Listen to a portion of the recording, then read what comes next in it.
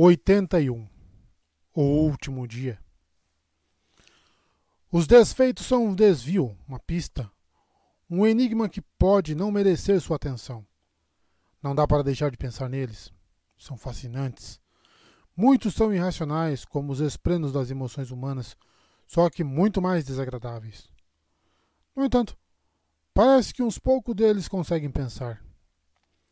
Extraído do diagrama, livro da segunda gaveta da escrivaninha, parágrafo 14º. Dalinar saiu da tenda para uma chuva sutil, acompanhado por Navani e Shallan. A chuva estava mais leve ali fora do que dentro da tenda, onde as gotas tamborilavam no tecido. Haviam marchado por toda a manhã, chegando ao coração dos platôs arruinados. Eles estavam perto agora. Tão perto que tinham a total atenção dos Parshendianos. Estava acontecendo. Um atendente ofereceu um guarda-chuva a cada pessoa à saída da tenda, mas Dalinar não quis o seu. Se os seus homens estavam expostos à água, ele se juntaria a eles. De qualquer modo, estaria ensopado até o fim do dia. Ele caminhou pelas fileiras, seguindo carregadores com casacos de tempestades que iam à frente com lanternas de safira. Ainda era dia, mas a espessa cobertura de nuvens escurecia tudo.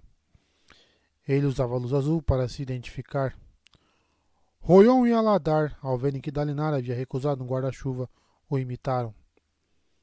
Sebarial, naturalmente, permaneceu debaixo do dele. Alcançaram o grosso das tropas que haviam se formado em uma grande oval voltada para fora. Ele conhecia seus soldados bem o bastante para sentir a ansiedade deles. Estavam rígidos demais, sem se remexer ou se esticar. Também estavam em silêncio, sem conversas ou distrações, nem mesmo resmungos. As únicas vozes que ouviam eram as ocasionais ordens ríspidas, enquanto oficiais acertavam as fileiras. Dalinar logo viu o que estava causando a inquietação. Os olhos vermelhos se aglomeravam no platô seguinte. Eles não brilhavam antes. Olhos vermelhos, sim, mas não com aquele fulgor sinistro. Na luz fraca, os corpos dos Parshendianos eram indistintos, não mais do que sombras.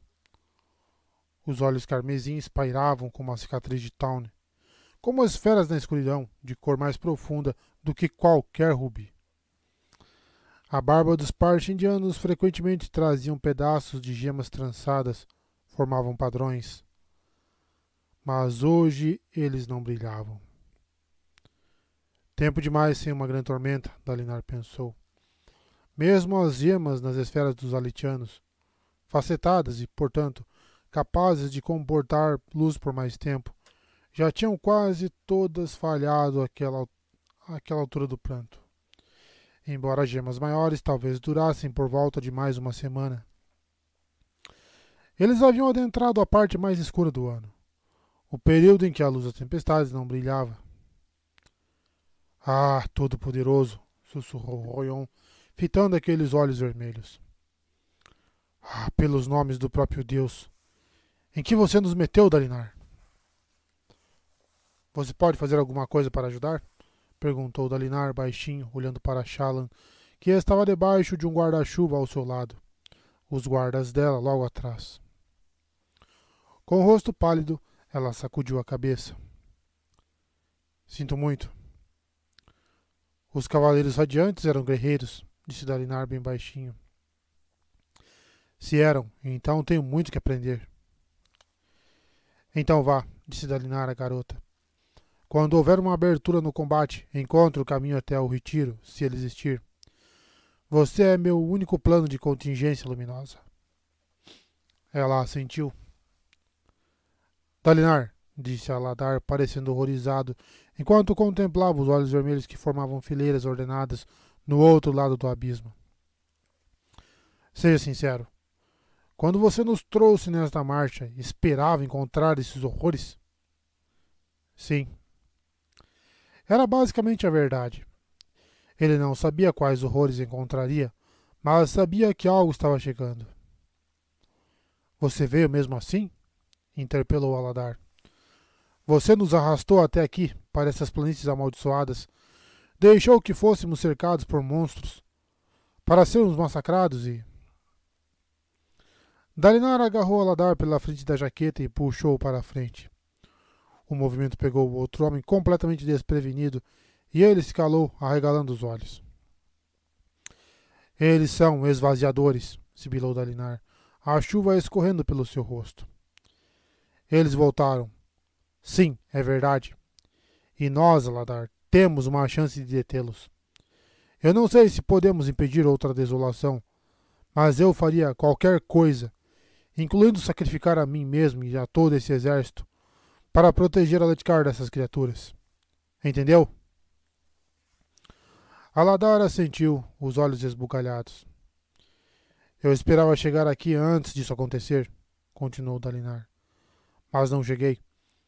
Então agora vamos lutar. E, raios, vamos destruir essas coisas. Vamos detê-los e esperar que isso impeça o mal de se espalhar para os parchemanos do mundo, como minha sobrinha temia. Se você sobreviver a este dia, será conhecido como um dos maiores homens da nossa geração. Ele soltou Aladar, deixando que o grão-príncipe cambalhasse para trás. Vá até seus homens, Aladar. Vá liderá-los. Seja um campeão. Aladar olhou para Dalinar, boquiaberto. Então se endireitou. Ele bateu o braço no peito, fazendo uma saudação tão precisa quanto qualquer outra que Dalinar já vira.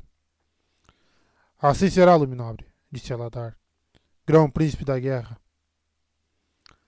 Aladar rosnou ordens para seus assistentes, incluindo Mintes, o grão-senhor que geralmente deixava usar sua armadura fractal em batalha. Então levou a mão à espada e foi embora, correndo na chuva. Comentou Sebarial, debaixo do seu guarda-chuva. Ele realmente acreditou. Acha mesmo que vai ser um tormentoso herói.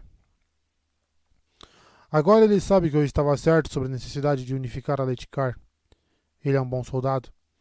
A maioria dos grãos-príncipes é, ou foi, em algum momento. Uma pena que você acabou ficando com nós dois, em vez deles, replicou Sebarial, indicando Royon, que ainda encarava os olhos vermelhos se movendo. Havia milhares agora, o número ainda aumentando à medida que mais parchendianos chegavam.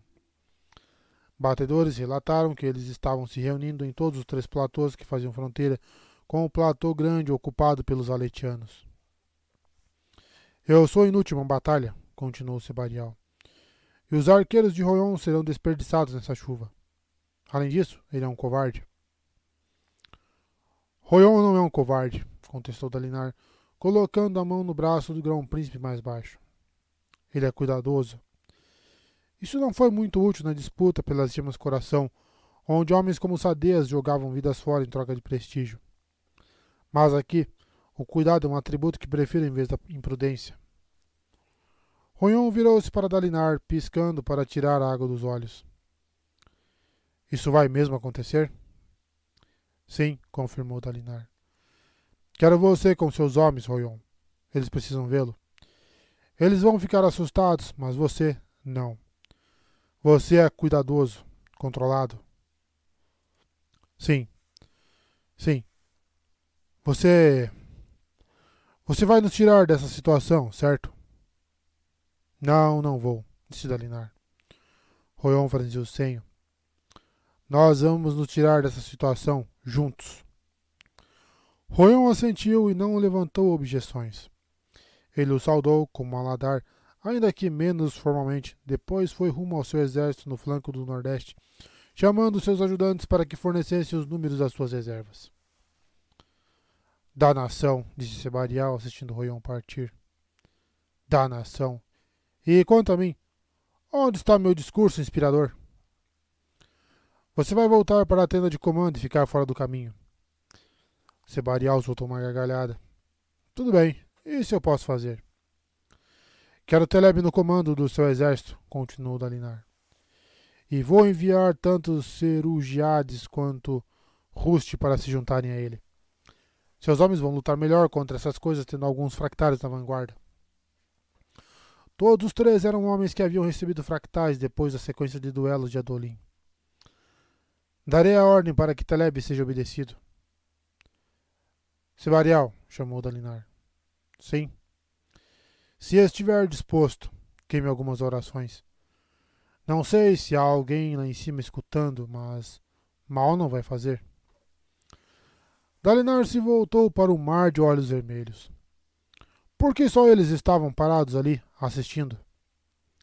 Sebarial hesitou.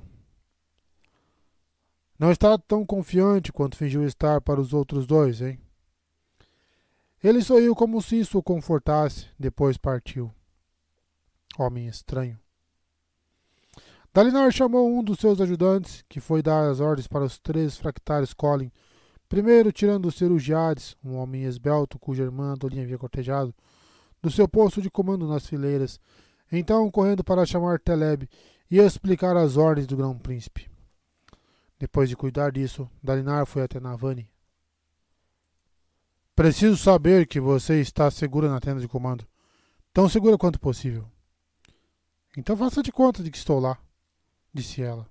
Mas... Você quer minha ajuda com os fabriais? Não posso arranjar esse tipo de coisa remotamente, Dalinar. Ele trincou os dentes, mas o que podia fazer? Ia precisar de todas as vantagens que pudesse ter. Fitou novamente os olhos vermelhos.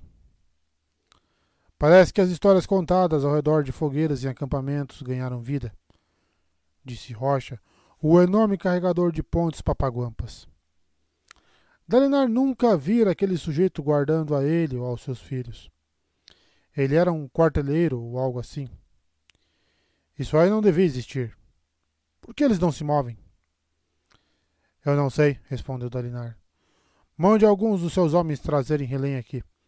Quero saber se ele pode fornecer alguma explicação. Enquanto 2 carregadores saíam correndo, Dalinar voltou-se para Navani. Reúna suas escribas para escrever minhas palavras. Vou falar com os soldados. Em instantes, ela tinha um par de escribas, tremendo debaixo de guarda-chuvas com lápis para escrever, prontos para registrar suas palavras. Enviariam mulheres pelas fileiras para ler suas mensagens para todos os homens. Dalinar montou na sela de galante para ganhar mais altura e virou-se para as fileiras dos homens ali perto. Sim, gritou ele sobre o som da chuva. Esses são os esvaziadores. Sim, nós vamos enfrentá-los. Não sei o que eles podem fazer. Não sei por que voltaram. Mas nós viemos aqui para detê-los. Eu sei que vocês estão com medo, mas ouviram falar sobre minhas visões durante as grandes tormentas. Nos acampamentos de guerra, os olhos claros zombaram de mim e as consideraram ilusões. Ele esticou o braço para o lado, apontando para o mar de olhos rubros. Bem, ali vocês estão vendo a prova de que minhas visões eram verdadeiras. Bem ali, estão vendo o que eu disse que aconteceria. Dalinar passou a língua por lábios molhados. Já fizera muitos discursos em campos de batalha, mas nunca dissera nada como o que lhe ocorria no momento. Eu fui enviado pelo próprio Todo-Poderoso para salvar esta terra de outra desolação, gritou ele. Eu vi o que essas coisas podem fazer. Vivi vidas destruídas pelos esvaziadores. Eu vi reinos despedaçados, seus povos arruinados, tecnologias esquecidas.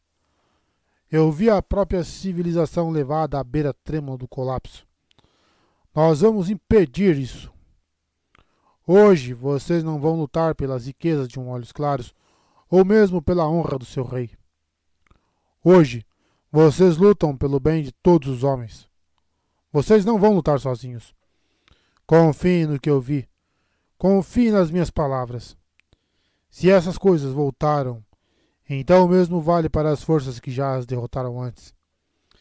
Veremos milagres antes desse dia acabar, homens. Só temos que ser fortes o bastante para merecê-los. Ele viu um mar de olhos esperançosos. Eram esprenos de glória ao redor da sua cabeça, girando como esferas douradas na chuva.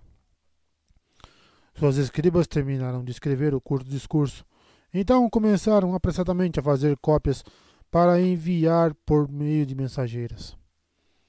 Dalinar viu-as partir e rezou pelos salões tranquilos para que não houvesse simplesmente mentido para todo mundo. Sua força parecia pequena naquela escuridão, cercada pelos inimigos.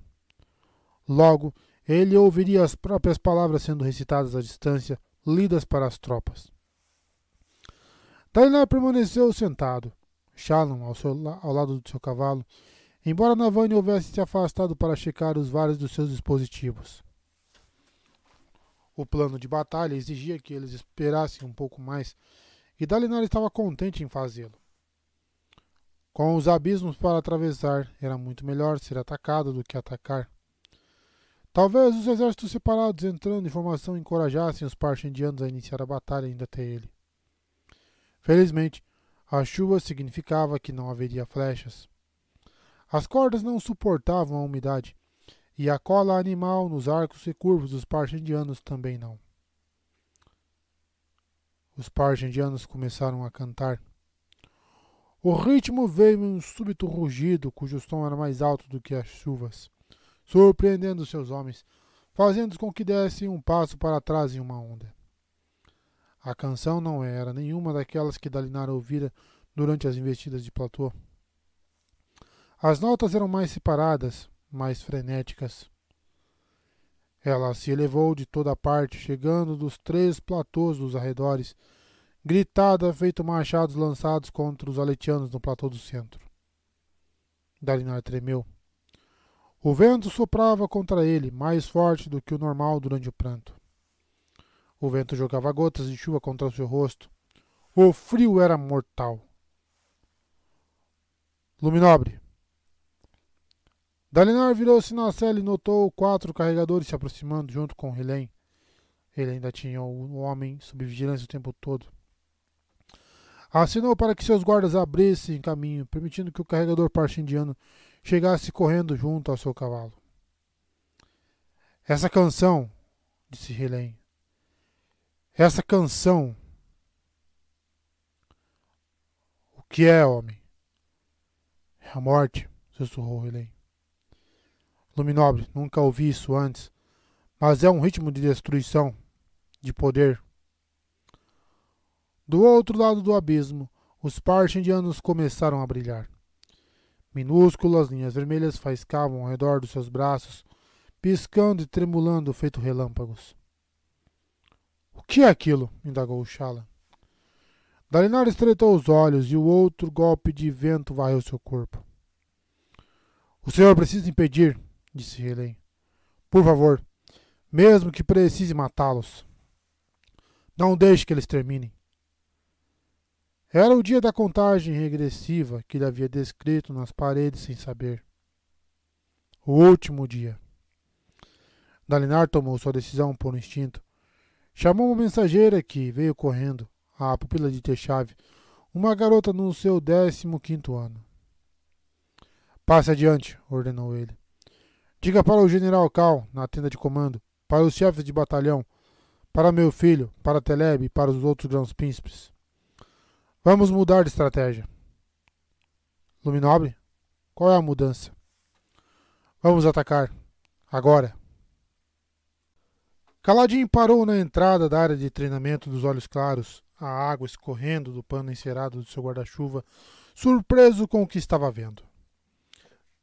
Em preparação para uma tempestade, os fervorosos geralmente varriam e jogavam a areia em trincheiras cobertas nos limites do terreno para impedir que ela fosse levada pelo vento. Esperara ver algo parecido durante o pranto. Em vez disso, haviam deixado a areia exposta, mas colocada uma curta barreira na frente da entrada do portão. Ela tapava a frente da área, permitindo que se enchesse de água. Uma pequena cascata de água de chuva vertia por cima da barreira e para a rua. Kaladin fitou o pequeno lago que agora preenchia o pátio. Então suspirou e se inclinou, desamarrando os cadarços, depois removendo as botas e as meias. Quando entrou, a água gelada chegava às panturrilhas. A areia macia foi esmagada entre os seus dedos dos pés. Qual era o propósito daquilo? Ele cruzou o pátio, a muleta debaixo do braço, as botas unidas pelos cadarços jogadas sobre o ombro. A água gelada entorpeceu seu pé machucado, o que na verdade foi agradável, muito embora a perna ainda doesse a cada passo. Parecia que as 2 semanas de tratamento não haviam feito muito pelas suas feridas. Sua insistência em caminhar provavelmente não estava ajudando. Ficara mal acostumado com as suas habilidades. Um soldado com tal ferida normalmente levava semanas para se recuperar. Sem luz das tempestades, ele teria que simplesmente ser paciente e curar-se como todo mundo. Esperar encontrar a área de treinamento tão abandonada quanto a maior parte do acampamento. Até mesmo os mercados estavam relativamente vazios, as pessoas preferindo permanecer em casa durante o pranto. Ali, contudo, encontrou os fervorosos rindo e conversando, sentados em cadeiras nas galerias elevadas que cercavam a área de treinamento. Eles costuravam justilhos de couro com copos de vinho castanho avermelhado nas mesas ao lado. Aquela área ficava suficientemente acima do chão do pátio para permanecer seca. Kaladin passou por ali procurando entre eles, mas não encontrou Zahel. Até deu uma espiada no banheiro masculino, mas estava vazio. Lá em cima, carregador! Gritou uma das fervorosas. A mulher de cabeça raspada apontou para a escadaria no canto, para onde Kaladin frequentemente enviara guardas para proteger o telhado enquanto Adolin e Renarin praticavam. Kaladin assinou em agradecimento, então mancou até lá e subiu os degraus desagitadamente. Ele teve que fechar o guarda-chuva para caber ali. A chuva caía em sua cabeça ao sair pela abertura no teto, onde a escadaria terminava. O telhado era feito de telhas empilhadas sobre creme endurecido, e Zahel estava deitado ali em uma rede que pendurara entre 2 vigas. Kaladin achou que podiam ser para-raios, o que não lhe parecia muito seguro. Uma lona pendia sobre a rede e mantinha Zahel quase seco. O fervoroso balançava suavemente, os olhos fechados, segurando uma garrafa quadrada de onu forte, um tipo de licor de grão de laves. Licor sempre bom, hein? Kaladin inspecionou o telhado, avaliando sua capacidade de cruzar as telhas inclinadas sem cair e quebrar o pescoço. Já esteve em Lago Puro, carregador de pontes? Perguntou Zahel. Não, mas um dos meus homens fala de lá. O que você ouviu? É um oceano tão raso que dá para atravessá-lo a pé. É ridiculamente raso, disse Zahel. Como uma baía sem fim, com menos de meio metro de profundidade. Caramba, tão baixinho. Água quente, brisas calmas. Me lembra do meu lar. Não é como este lugar frio, úmido e abandonado pelos deuses. Então por que não está lá em vez de aqui? Por que não suporto me lembrar do meu lar, idiota? Ah. Então, por que estamos falando sobre ele? Porque você estava se perguntando por que fizemos nosso próprio pequeno lago puro ali embaixo. Estava? É claro que estava. Garoto da danação. A essa altura, conheço você bem o bastante para saber que perguntas o incomodam. Você não pensa como um lanceiro. Lanceiros não podem ser curiosos? Não. Porque, se eles forem curiosos, ou acabam mortos, ou acabam mostrando para alguém no comando como são inteligentes. Então são colocados em um posto mais útil. Kaladin levantou uma sobrancelha, esperando mais explicações. Finalmente, suspirou e perguntou. Por que você bloqueou o pátio lá embaixo? O que você acha? Você é uma pessoa muito irritante, Zahel. Sabia disso? É claro que sabia. Ele bebeu um gole do onu. Imagino que bloqueou a frente da área de treinamento para que a chuva não levasse a areia embora. Excelente dedução, disse Zahel. Como uma parede recém-pintada de azul. Não faço ideia do que isso significa. O problema é, por que é necessário manter a areia no pátio? Por que não apenas guardá-la, como antes das grandes tormentas? Você sabia que as chuvas durante o pranto não trazem creme? Ele sabia disso? Importava? Isso é bom, continuou Zahel. Ou todo o nosso acampamento aqui ia terminar entupido de creme. De qualquer modo, esse tipo de chuva é excelente para lavar coisas. Está me dizendo que transformou a área de duelos em uma banheira? Claro que sim. Vocês lavam algo nisso? Claro que sim. Não nós mesmos, naturalmente. Então, o quê? A areia.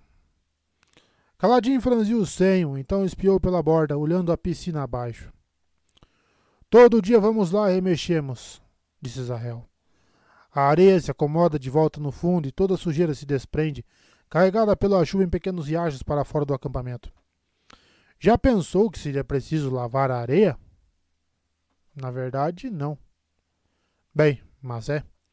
Depois de um ano inteiro sendo chutada por pés fedorentos de carregadores e pés igualmente fedorentos, mas muito mais refinados, de olhos claros. Depois de um ano tendo gente como eu derramando comida nela, ou animais entrando aqui para fazer suas necessidades, a areia precisa de limpeza. E como precisa, hein? A nossa aqui tá cheia de bosta de gato. Por que estamos falando sobre isso?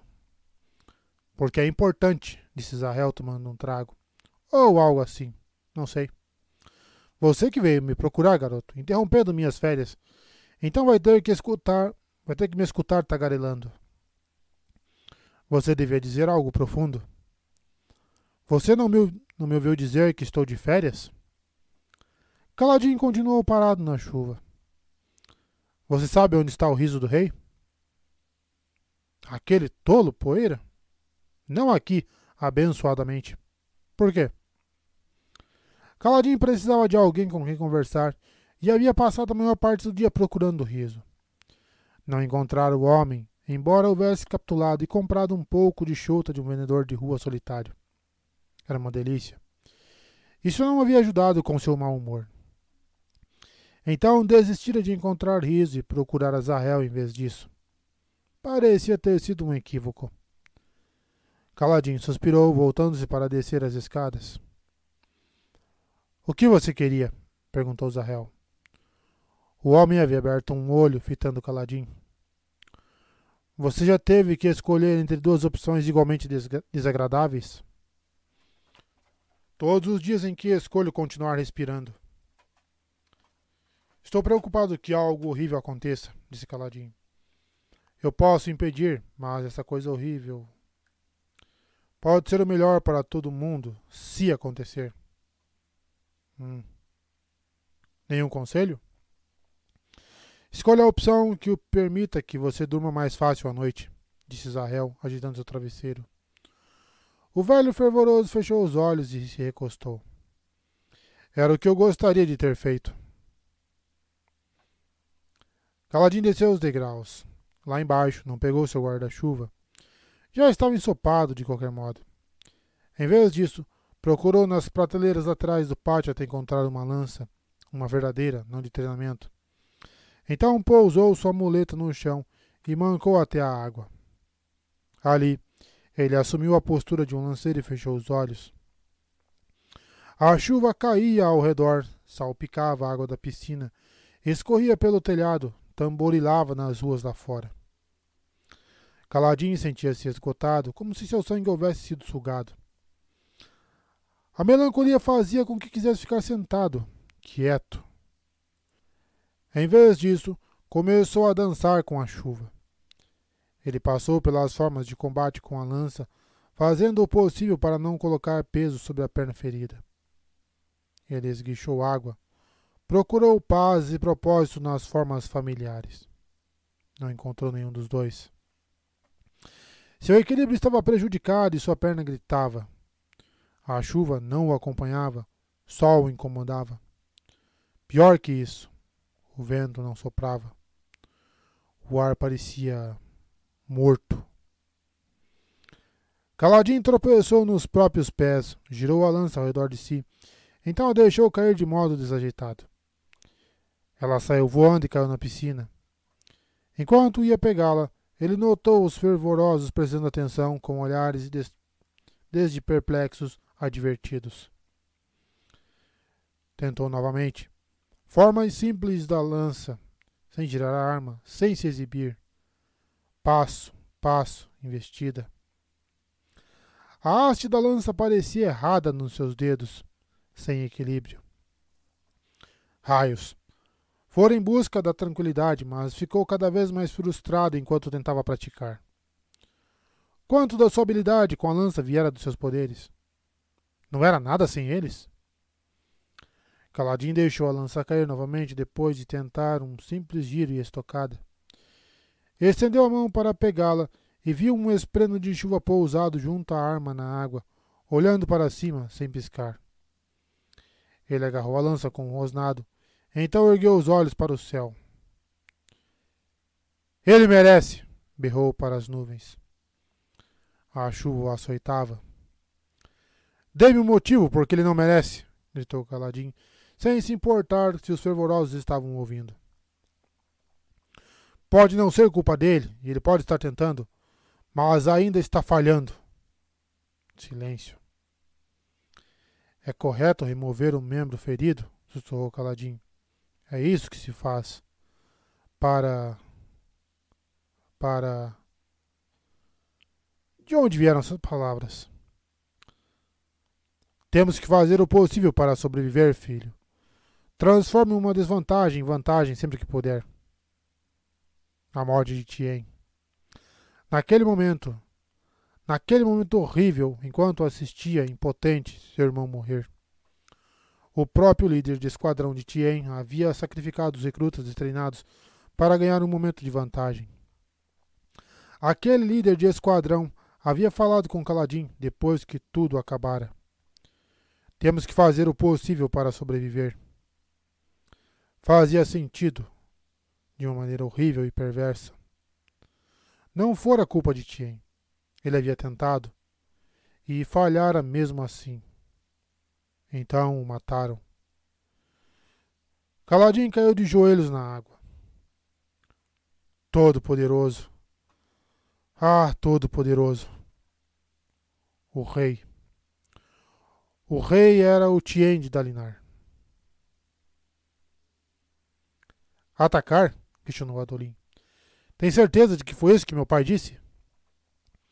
A jovem que chegara correndo com a mensagem fez que sim, seus cabelos escorridos pela chuva, parecendo infeliz no vestido com a fenda na frente e a faixa de mensageira. O senhor tem que impedir aquela cantoria se puder, Luminobre. Seu pai indicou que isso era importante. A Adolin olhou para seus batalhões que guardavam o flanco sul. Um pouco além, era um dos 3 platôs que cercavam seu exército. Os parchendianos cantavam aquela canção horrível. Purusang se remexia, bufando. Eu também não gosto dela, disse Adolin baixinho, acariciando o pescoço do cavalo. Aquela música o deixava tenso, e aqueles fios de luz vermelha nos braços e nas mãos deles. O que era aquilo? Perel, disse ele a um dos comandantes de campo. Diga aos homens para se prepararem para o sinal. Vamos atacar através dessas pontes no platô sul. Primeiro a infantaria pesada, lanças curtas atrás, lanças longas de prontidão, caso sejamos invadidos. Quero os homens prontos para formar blocos do outro lado até termos certeza de onde as fileiras parchendianas vão se posicionar. Raios! Como eu queria ter arqueiros! Vá! A notícia se espalhou e Adolin conduziu Purusang até estar ao lado de uma das pontes que havia sido montada. Seus guardas carregadores de pontes do dia o seguiram, um par chamado Scar e Drerry. Vocês dois vão esperar aqui? Perguntou Adolin aos carregadores, olhando para frente. Seu capitão não gosta que vocês combatam parchendianos. Para a danação com essa história, disse Drerry. Vamos lutar, senhor. De qualquer modo, esses aí não são parchendianos. Não mais. Boa resposta. Eles vão avançar quando começarmos nossa investida. Precisamos proteger a cabeça da ponte para o resto do nosso exército. Tentem me acompanhar, se puderem. Ele olhou sobre o ombro, esperando, aguardando até que uma grande gema azul se ergueu no ar, levantada na ponta de uma vara distante, junto da tenda de comando. Vão! Adolin bateu com os calcanhares em Purusang para colocá-lo em movimento, trovejando pela ponte e espiando água de uma poça do outro lado. Esprenos de chuva oscilaram. Seus 2 carregadores seguiram-no correndo. Atrás deles, A infantaria pesada em armaduras robustas, com martelos e machados, perfeitos para rachar carapaças de parchendianos, começou a se mover. O grosso dos parchendianos continuou seu cântico. Um grupo menor se separou, talvez uma força de 2000, e avançou para interceptar Adolin. Ele rosnou, inclinado, a espada fractal aparecendo na sua mão. Se eles... Um clarão. O mundo deu uma guinada e Adolin percebeu que estava deslizando pelo chão, sua armadura fractal raspando contra as pedras. A armadura absorveu o golpe da queda, mas não pôde fazer nada contra o choque do próprio Adolin.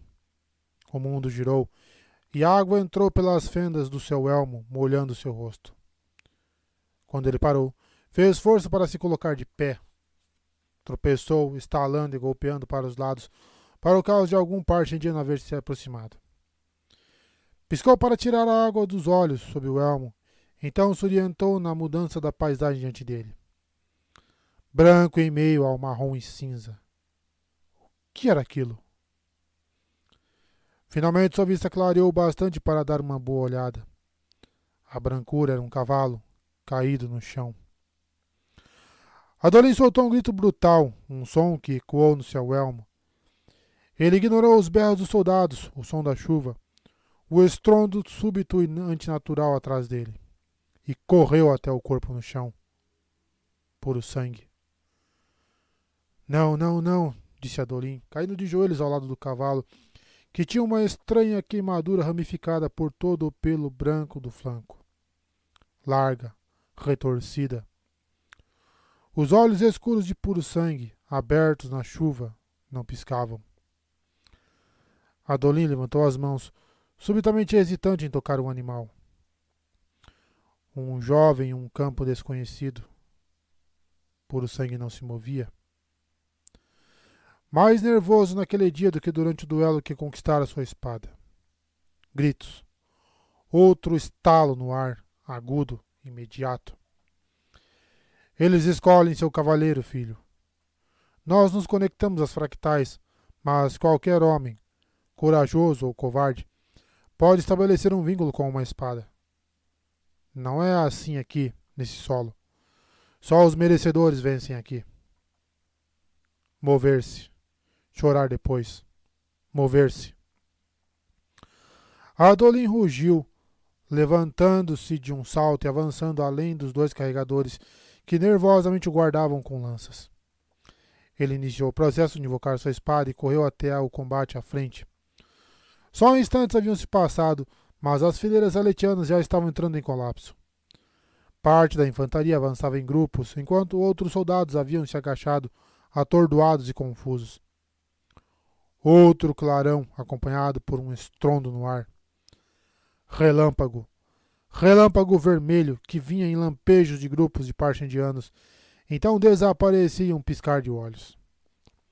Eles deixavam uma imagem residual brilhante, fulgurante e ramificada, que obscurecia brevemente a visão de Adolin.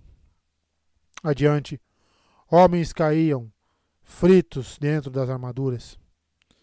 Adolin gritou ao atacar, berrando para que os homens mantivessem suas linhas. Mais estrondos ressoaram, mas os ataques não pareciam bem mirados. Às vezes disparavam para trás ou seguiam estranhos caminhos, raramente indo direto até os aletianos. Enquanto corria, Adolin viu um raio sair de um par de parchendianos, mas ele imediatamente fez um arco para o chão. Os parchendianos olharam para baixo, perplexos. O relâmpago parecia funcionar, bem, como o relâmpago do céu, sem seguir qualquer caminho previsível. Ataque, seus caranguejos! Gritou Adolin, correndo entre os soldados. De volta às suas fileiras! É como avançar contra arqueiros. Mantenham a calma. Juntem-se. Se as fileiras se romperem, estamos mortos. Ele não sabia ao certo quanto os soldados escutaram, mas a imagem dele gritando, investindo contra a linha dos parchendianos, fez efeito. Gritos vieram dos oficiais, fileiras se reformaram. Relâmpagos brilhavam para cima de Adolin. O som era incrível, e a luz. Ele ficou parado, ofuscado.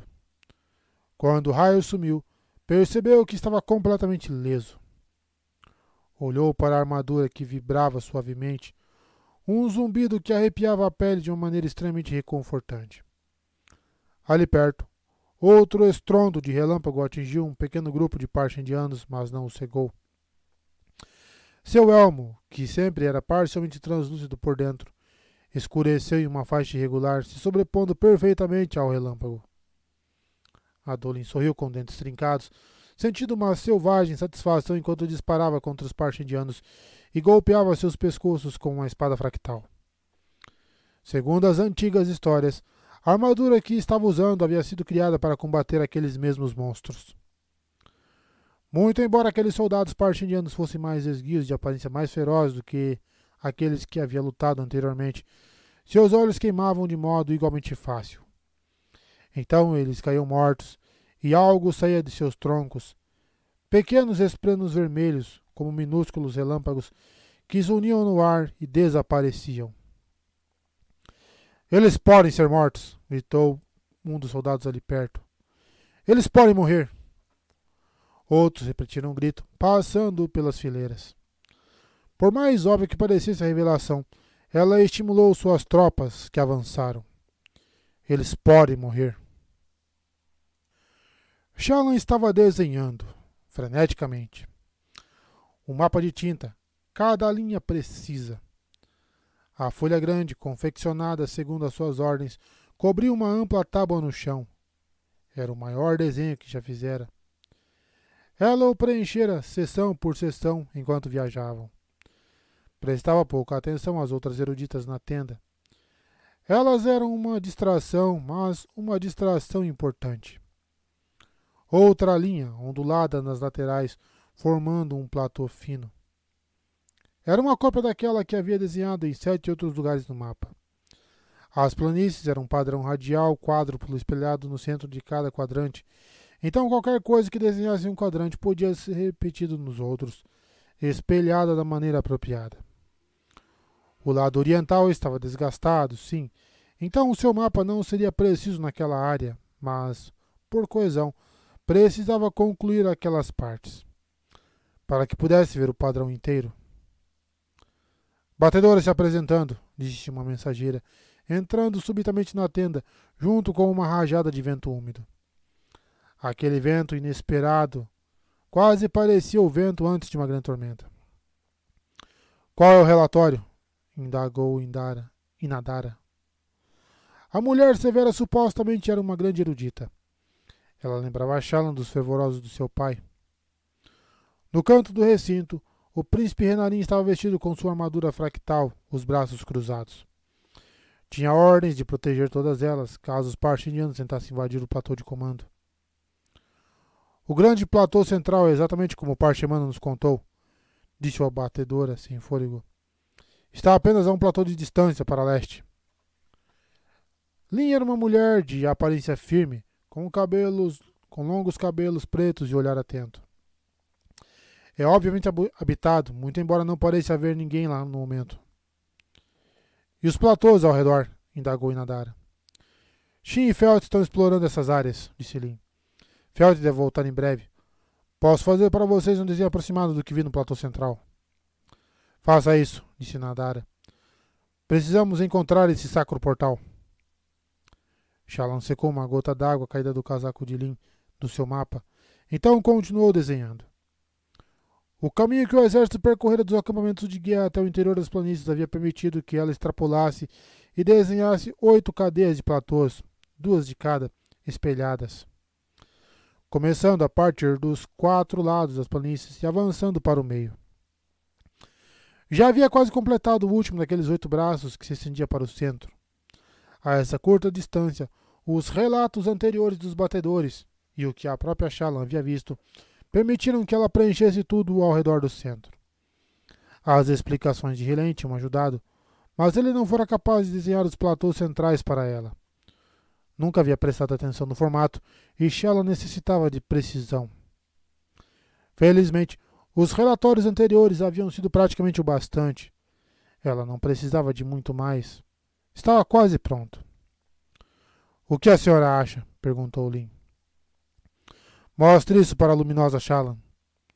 A voz de Nadara soava insatisfeita, o que parecia ser seu estado natural. Shallan deu uma olhada no mapa esboçado apressadamente por Lin. Então assentiu, voltando ao seu desenho. Teria sido melhor se pudesse ver o platô central pessoalmente, mas o lado que a mulher desenhara deu uma ideia a Shallan. Não vai dizer nada? Indagou Inadara. Ainda não acabei, respondeu Shallan, mergulhando sua pena na tinta. Recebemos uma ordem do próprio Grão-Príncipe de encontrar o Sacro Portal. Vou encontrar. Alguma coisa fez um estrondo lá fora, como raios distantes. Disse Padrão. Ruim. Muito ruim. Inadara olhou para Padrão, que criava fissuras no piso perto de Shallan. Não gosto dessa coisa. Esprenos não deviam falar. Pode ser um deles, um esvaziador.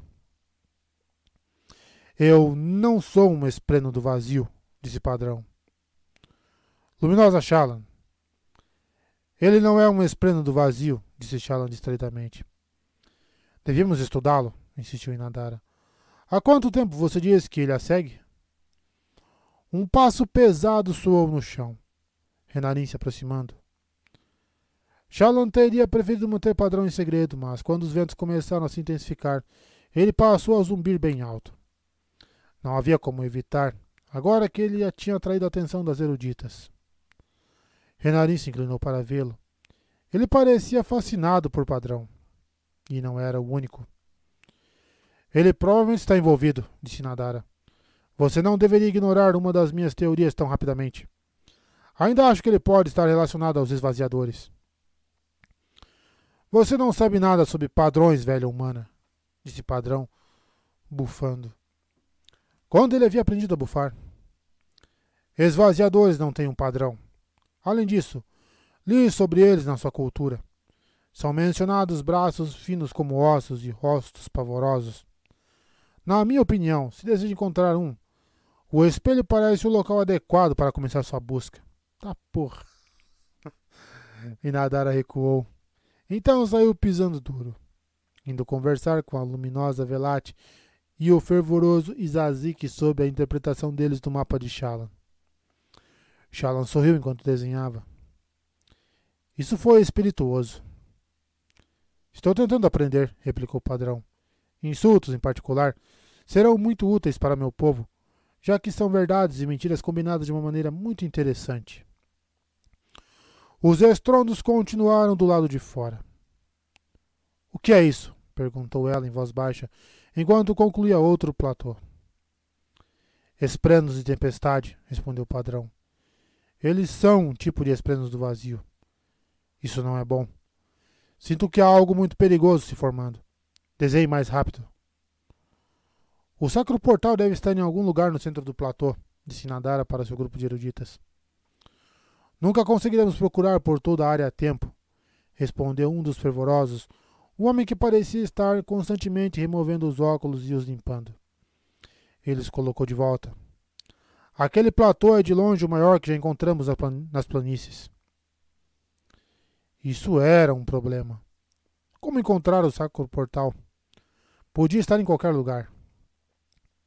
Não, pensou Shallan, desenhando com movimentos precisos. Os antigos mapas posicionavam o que Janus pensava ser o Sacro Portal a sudeste do centro da cidade. Infelizmente, ela não tinha uma escala de referência.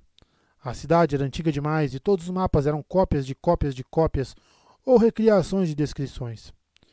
Tinha certeza agora de que Cidade da Tempestade não dera origem a todas as planícies quebradas. A cidade não era nem de longe tão grande. Estruturas como os acampamentos de guerra haviam sido anexos ou cidades satélites. Mas isso era só uma especulação. Ela precisava de algo concreto, algum sinal. As abas da tenda se abriram novamente. Havia esfriado lá fora. A chuva estava mais pesada do que antes. Danação, praguejou o recém-chegado, um homem magro trajando um uniforme de batedor. Vocês viram o que está acontecendo lá fora? Por que estamos divididos entre os platôs? O plano não era uma batalha defensiva? Seu relatório, perguntou Inadara. Me arrume uma toalha e papel, disse o batedor. Eu dei a volta pelo lado sul do platô central. Vou desenhar o que vi, mas... Danação! Eles estão lançando relâmpagos. Relâmpagos? É uma loucura. Lutamos com coisas assim. Shallan terminou o último platô no desenho e se apoiou nos calcanhares, baixando a pena. As planícies quebradas, desenhadas quase na sua totalidade. Mas o que estava fazendo?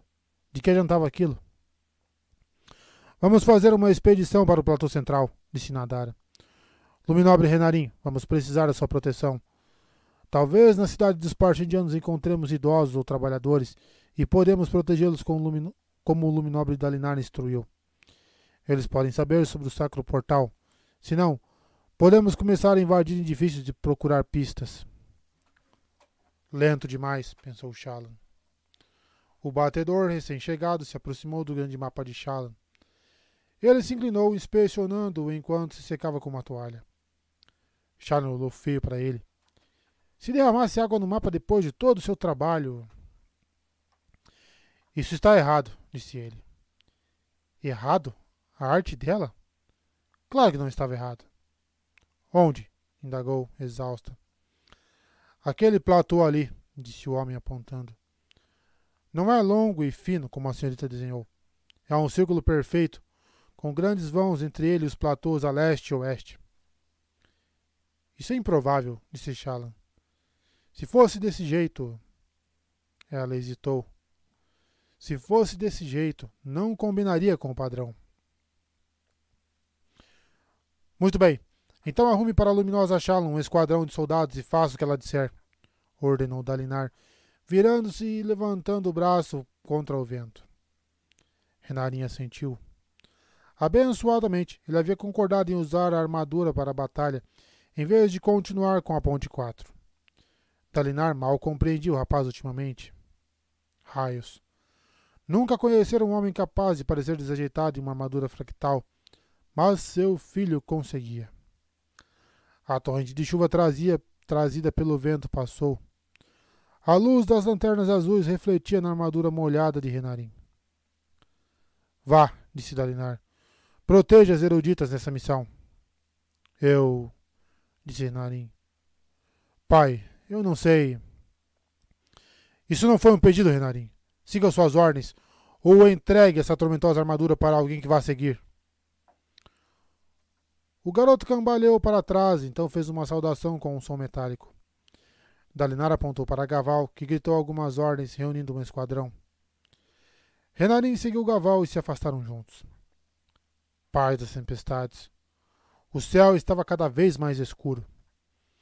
Em breve, eles precisariam dos fabriais de Navani. Aquele vento vinha em rajadas, soprando uma chuva forte demais para o pranto. Temos que interromper aquela canção, gritou Dalinar contra a chuva, abrindo caminho até a beirada do platô, acompanhado por oficiais e mensageiras, incluindo Hélène e vários membros da Ponte 4. Parchemano, essa tempestade é coisa deles? Acredito que sim, Luminobre Dalinar. Do outro lado do abismo, o exército de Aladar lutava uma batalha desesperada contra os Parchendianos. Relâmpagos vermelhos vinham em rajadas, mas, de acordo com os relatórios de campo, os Parchendianos não sabiam controlá-lo. Podia ser muito perigoso para os que estavam perto, mas não era a arma terrível que de início parecera. No combate direto, infelizmente, aqueles novos Parchendianos eram outra história. Um grupo deles espreitava junto do abismo, onde arrasaram um esquadrão de lanceiros como uma espinha branca passando por um tufo de samambaias. Eles lutavam com uma ferocidade muito além da que os Parchendianos haviam mostrado nas investidas de platô, e suas armas soltavam lampejos vermelhos quando acertavam. Era difícil de assistir, mas o lugar de Dalinar não era lutando. Não naquele dia. O flanco oriental de Aladar precisa de reforço, disse Dalinar. O que nós temos? Reservas de infantaria ligeira, disse o general Cal, vestindo apenas seu uniforme. Seu filho estava usando suas fractais, lutando junto com o exército de Royon. A 15ª Divisão de Lanceiros do exército de Sebarial, mas eles deviam apoiar o Luminobre Adolin. Ele vai sobreviver sem ela. Mande esses homens para lá e cuide para que ela dargue em reforços. Diga a ele que para atravessar as fileiras parchendianas pelas costas e atacar a todo custo aqueles que estão cantando. Qual é a situação de Navani? Os dispositivos estão prontos, Luminobre, disse um mensageiro. Ela quer saber por onde deve começar. O flanco de Royon, disse Dalinar imediatamente. Sentia que um desastre estava se armando ali.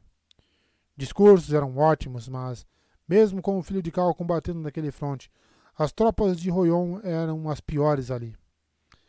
Teleb os apoiava com algumas das tropas de Sebarial, que eram surpreendentemente boas. O próprio homem era praticamente inútil em uma batalha, mas sabia como contratar as pessoas certas. Nisso ele sempre fora um gênio. Sebarial provavelmente imaginava que Dalinar não sabia disso. Ele havia mantido muitas das tropas de Sebarial como reserva até o momento. Com elas em campo, estavam usando quase todos os soldados disponíveis. Dalinar andou de volta até a tenda de comando, passando por Shallan e Nadara. Alguns dos carregadores de pontes e um esquadrão de soldados, incluindo Renarin, cruzando o platô rapidamente a caminho de sua missão. Precisariam contornar pelo platô do sul, perto do combate, para chegar ao seu destino. Que Kelek os protegesse. Dalinar abriu o caminho pela chuva, empapado até os ossos, lendo a batalha pelo que podia ver dos flancos. Suas forças tinham a vantagem do tamanho, como antecipado, mas agora, esse relâmpago vermelho, esse vento. Os Parshendianos se moviam através da escuridão e as rajadas de vento com facilidade, enquanto os humanos escorregavam, enxergavam com dificuldade e eram açoitados. Ainda assim, os aletianos estavam dando conta. O problema era que aqueles eram apenas metade dos Parshendianos. Se a outra metade atacasse, seu povo estaria em sérios apuros. Mas eles não atacavam, então deviam considerar que cantar era importante. Eles viam o vento que estavam criando como mais danoso, mais mortal para os humanos, do que simplesmente juntar-se à batalha. Isso o apavorava. O que estava vindo seria pior. Sinto muito que você tenha que morrer dessa maneira. Dalinar parou. A chuva desabava. Ele fitou o bando de mensageiras, ajudantes, guarda-costas e oficiais que o serviam. Quem falou? Eles se entreolharam. Espere. Reconhecia aquela voz, não reconhecia? Era familiar. Sim, ele a ouvira muitas vezes, nas suas visões. Era a voz do Todo-Poderoso.